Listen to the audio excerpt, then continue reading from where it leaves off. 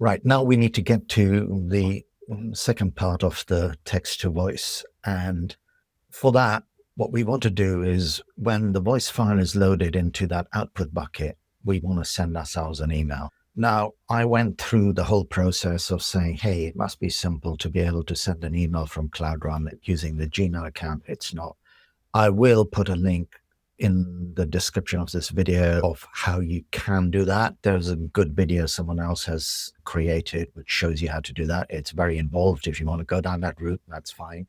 But the fastest route that I found, having worked with make.com a lot, and they have a free plan, so you should be able to do it through that, is to run it all through Make. So what we're going to do at a top level, we're going to create a webhook which is going to receive the information that the file is ready, and then that is going to send an email to us or whoever you want to.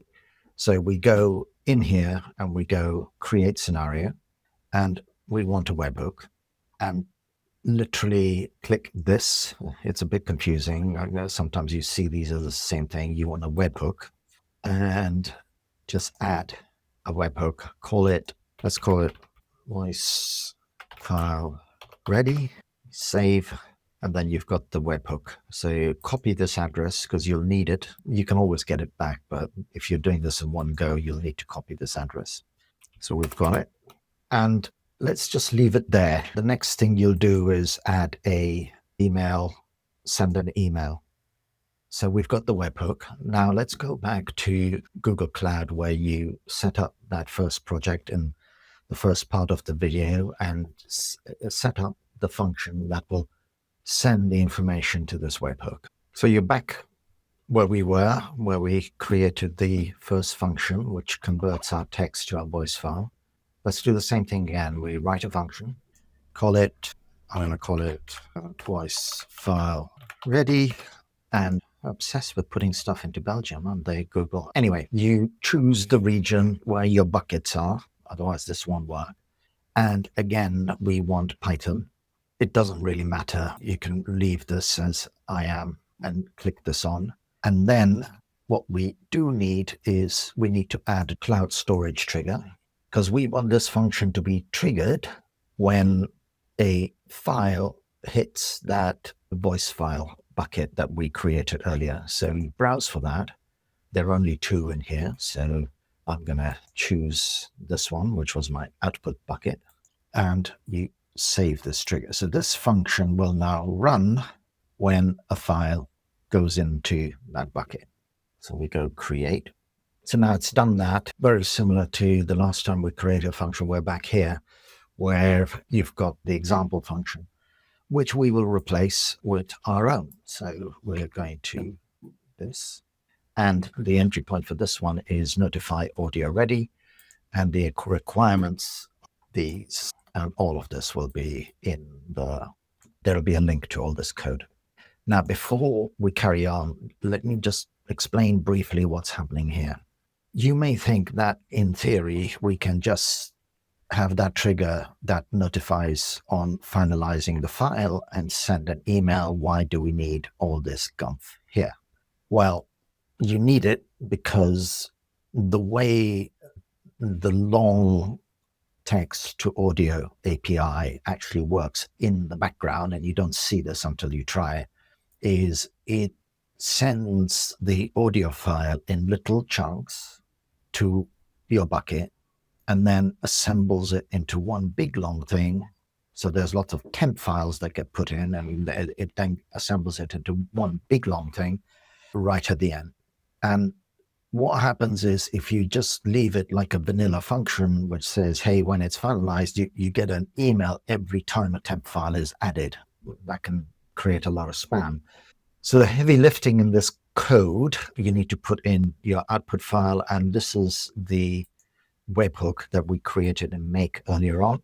And the heavy lifting in the code is here where, and I've put in the comment, where it literally ignores any temp files by watching that pattern and only sends you or only activates this trigger when the file has been fully assembled. Same thing here. save and redeploy. And this will then build this function. And once it's built, the sole purpose of this function will be to send an email when the voice file is ready. And we'll test that in next. So now you should have two functions, one called voice file ready and the other one text to voice. And in your make, where the destination is for this function's webhook, let's follow the journey of a text file all the way through. So when you're in here, click redetermine data structure, because that just means it's listening for something. And then in your bucket where you've got your text input, you can upload a little test file, as I've done here. Now that should send it on a round trip. So if we go back here, there you go. It's got something. So that means everything's worked. And we can now set up the next part, which is sending us an email. So now this is super simple. So you create a connection, call it my Gmail connection. You sign in with Google, click continue, select all because you want to send emails on your behalf. Now they keep changing this. So I want to send it to myself, type in your email address, give it a subject, that's obvious. And then you can ignore all of this unless you randomly want to send an image. And then in here, you send some text.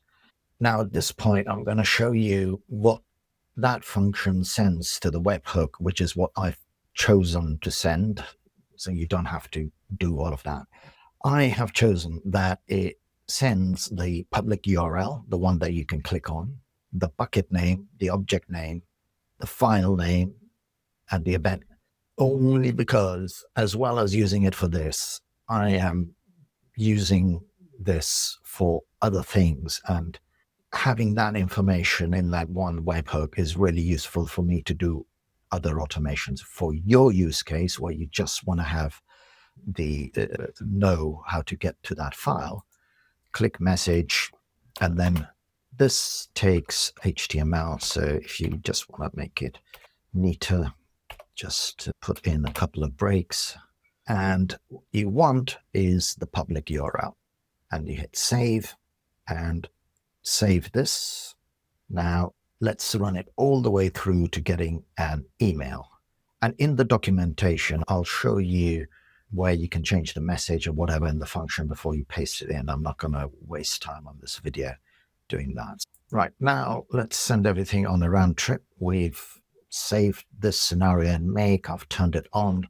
You don't have to. You can do the run once thing. And we will go into our text input bucket and we will upload the file. So simple test MD has been uploaded and the round trip has begun. Voice file is being created. When the voice file is created, that this make scenario should run and we should get a email. And there it is. There's the email. Voice file is ready and you've got the URL. You can click on it wherever you are and you can listen to where I'm going to show you how to recreate my text to voice functions. So all of that is how you make it work. I've kept it separate is because if you're building any microservice in Google Cloud, which I'm going to be doing more of, and you want to follow along, this is quite a containerized way because it allows you to see how you can get information back into your automation system. So I've used Make as the webhook. You can just as easily use Zapier, if you're familiar with that, or N8N, or any of these automation systems. All you need is a webhook, and it'll send that packet information, which I'll document in the guide, which I'm going to link to in the description. Thank you for watching.